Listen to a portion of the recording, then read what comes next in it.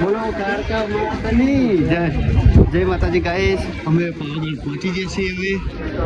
ચોક્કસ સમયમાં દર્શન બર્શન કરશું તો એને હુકમ થઈ ગયો માતાનો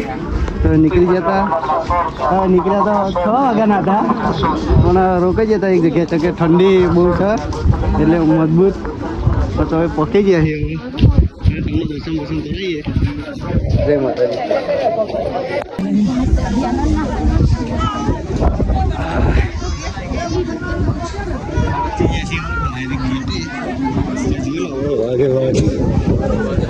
મારે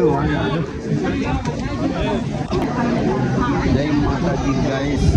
પાવાગઢ પહોંચી ગયા છીએ